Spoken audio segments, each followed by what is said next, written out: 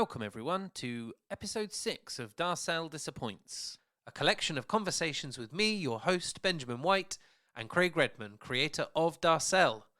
All episodes are now available to listen to on Spotify, Apple Podcasts, YouTube, and a whole host of other platforms. During this series, we have learnt so much about the creator of Darcel, Craig Redman. We've covered his journey from Australia to New York, where he immersed himself in the culture, art, fashion, and created Darcel, his terrifically miserable self-portrait, to populate the illustrative blog Darcel Disappoints, and then head out on artistic and collaborative adventures. And today we're going to cover the next chapter of Darcel's journey with the NFT project Dour Darcels, launched in March 2022. Hey Craig, how are you? Hey Ben, I'm doing well. How are you? Very well, thank you. All well at your end? Yes, the usual sirens and banging outside my studio window, so I apologize in advance. No, I love it. I love it. It's great to hear the hum and drum of New York compared to my sleepy Somerset countryside. I dream of quiet countryside living.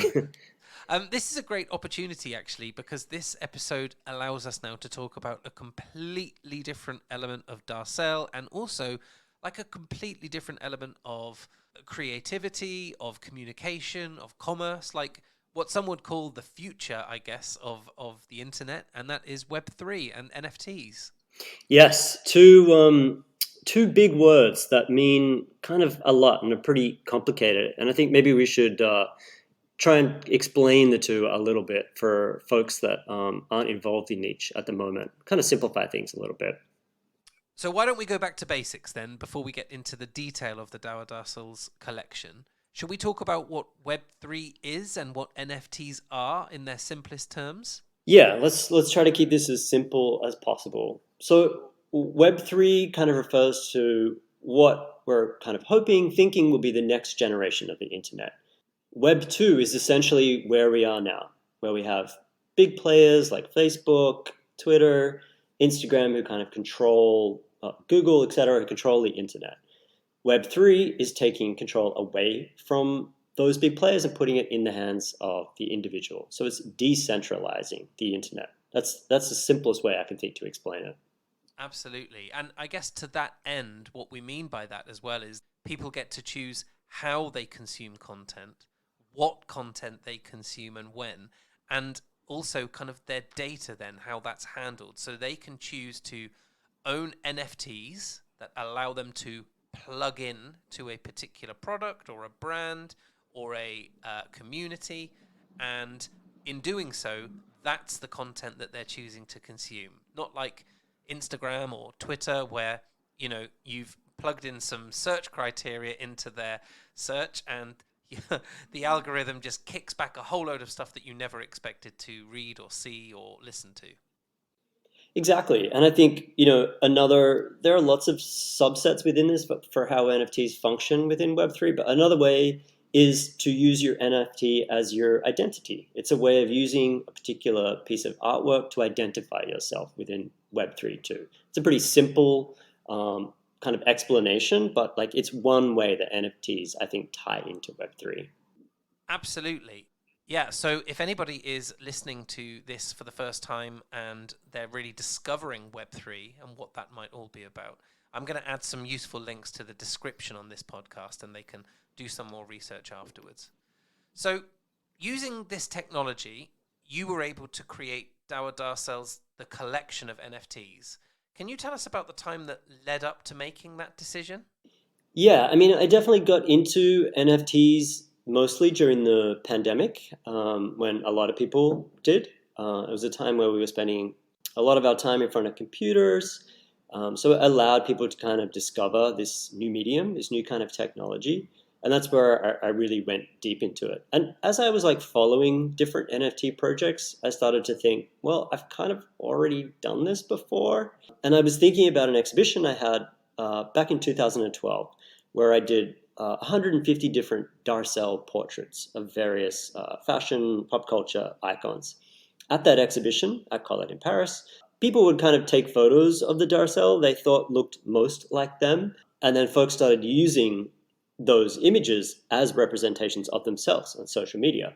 So by the time NFTs came around and I started getting into it, I was like, well, this is exactly what I've already done. It makes perfect sense for me to embrace this medium. It's like an extension of my artwork. And so, yeah, it just made total sense for me to like delve further into this world and start investigating what kind of possibilities there were.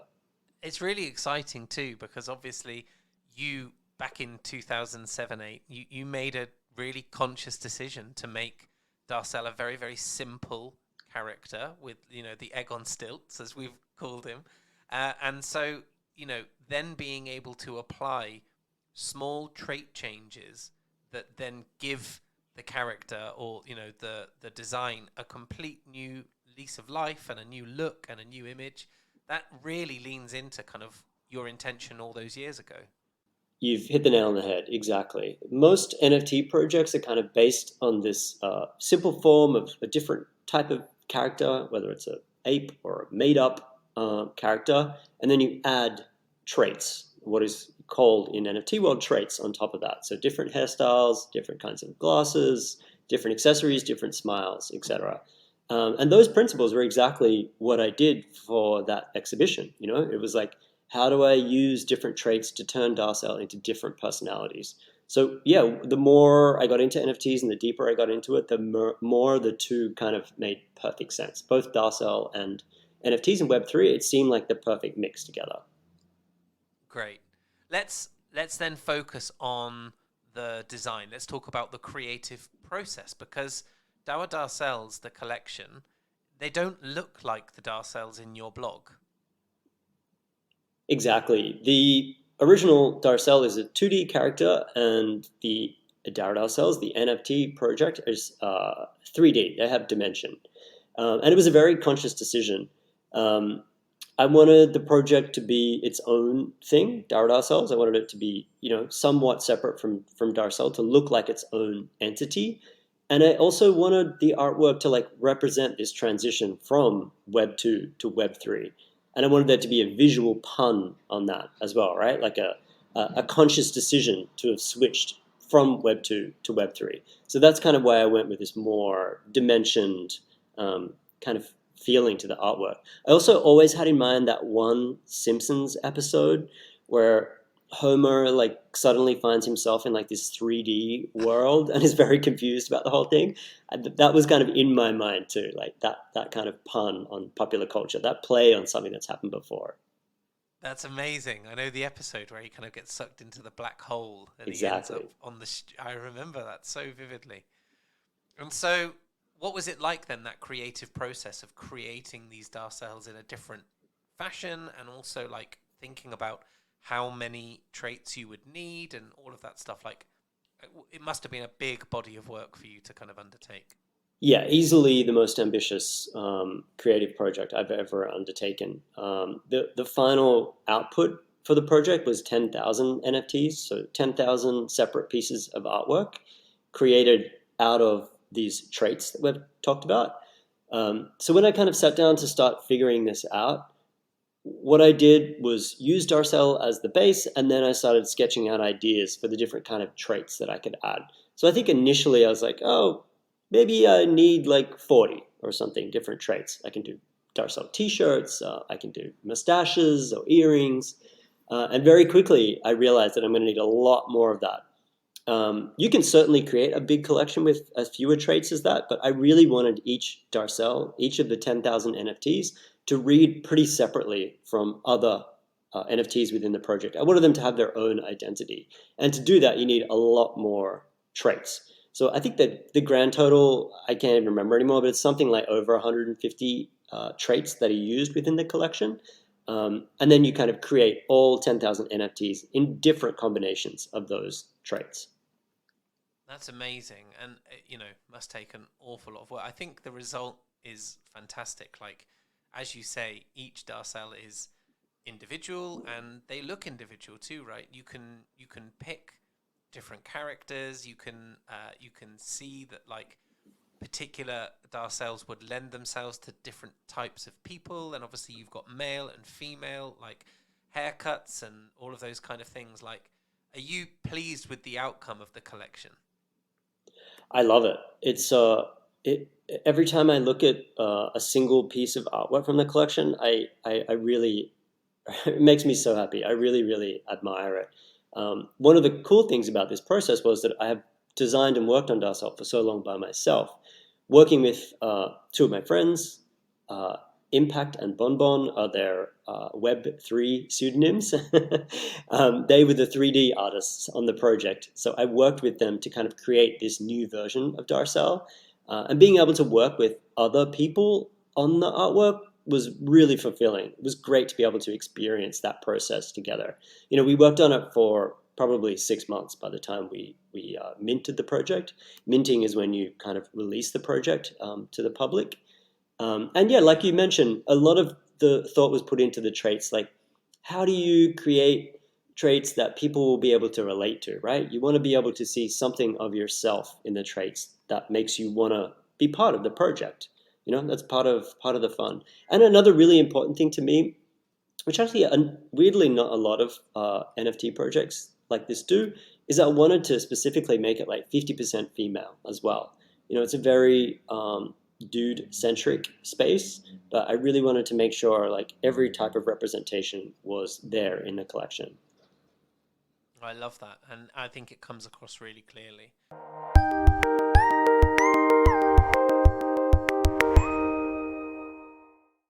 So then moving away from the kind of the design, let's talk about the utility, or, to break that term down, the benefits of holding a Darcel's NFT.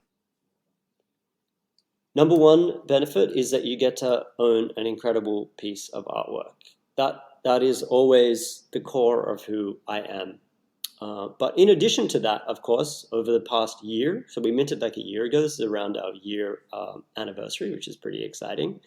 We have developed tons of different utilities, as they're known, that kind of coincide with the project and give people that own the NFTs, they're called holders, extra benefits to be part of the process.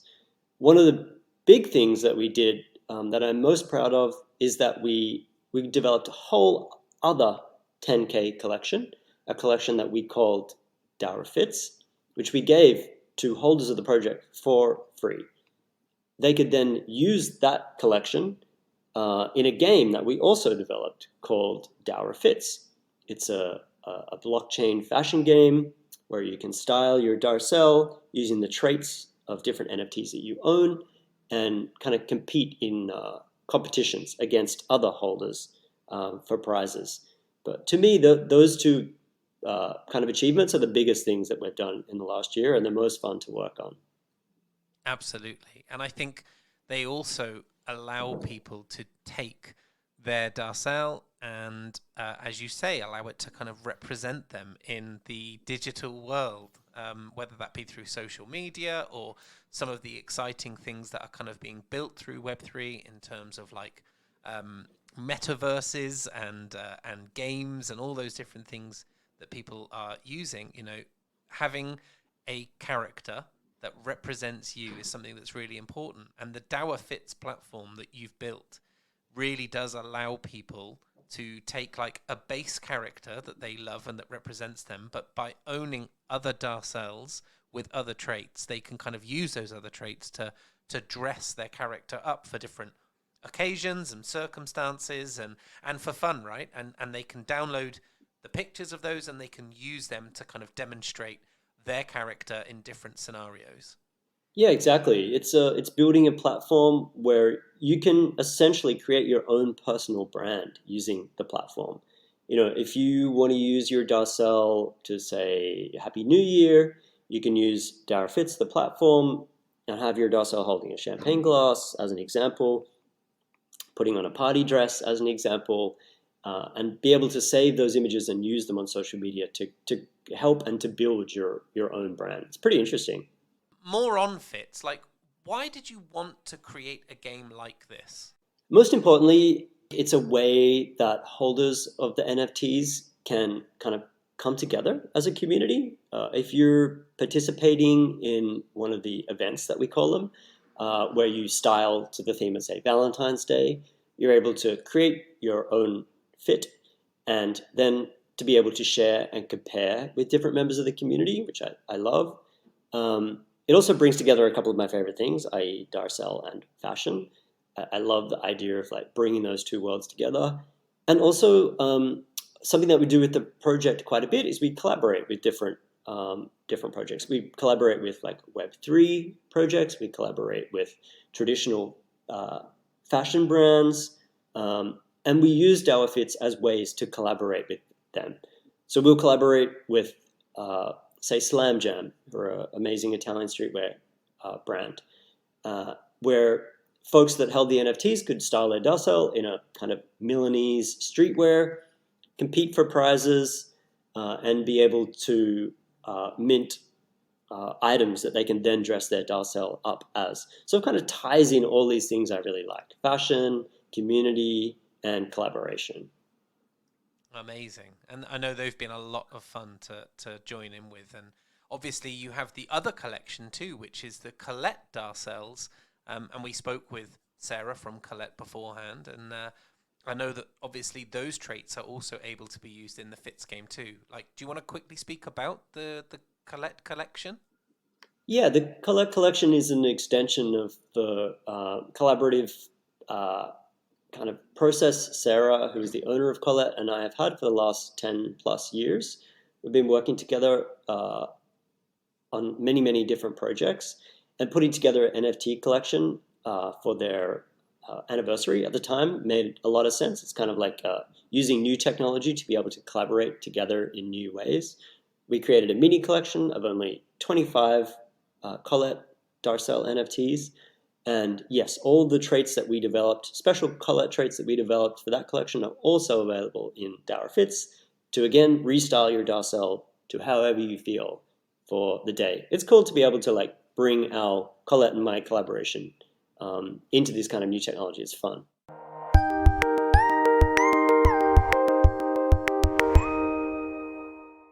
Yeah, beyond owning the NFT and the artwork and being able to access Dour Fits platform, there's tons of other things that we've done too. Like you can use our website to download a super high res version of your Darcel. You can customize your Darcel for various social media platforms for your phone or your computer. We've got a theme song you can remix. We have events, done a bunch of merch drops, live Twitch streams. Yeah, there's all these different activations that we treat as part of the bigger project that you can participate in if you're interested. Of course, you don't have to as well, but there's just so many different layers to the project, which is part of the fun of the whole thing. And so, and so, like a year in, as you just said, we're around the 1 year anniversary now. What has it been like managing an NFT project with your baby, like Darcel, as the protagonist? It's been a crazy, crazy, crazy, and fascinating ride. It's been really fulfilling creatively. I feel like some of the work that I have produced, the artwork that I have produced, is probably some of the best of my career. And I think having the kind of pressure to be able to create these massive collections really makes you think differently about how you approach work and the kind of audience that you have. So I like that it kind of messed with my, the traditional way that I would approach creating artwork. And of course, we've been able to produce so many cool things. I'm also super excited about the kind of things that we have planned for the future too. What I'm most excited about working on at the moment is the animated shorts. So the idea is to like turn Darcel into a series of animated shorts, which I've been wanting to do for a really long time. And I feel like the NFT project has afforded me the kind of time and space to be able to do that. So that's one of the things that we're really, really into at the moment. And I'm so excited about the kind of developments we've been creating already. Great. And so, for anyone listening to this show now, how would you recommend people get involved in Web3 and with Darcel, the collection? Where's the best place to start? Yeah, I think it can be pretty daunting if you haven't stepped into this world before. If you aren't involved in NFTs, I'm sure a lot of this conversation probably sounds like we're talking in tongues, like just craziness. I'd say the very first place to start is to visit the Twitter of the project, which is Dour Darcels NFT.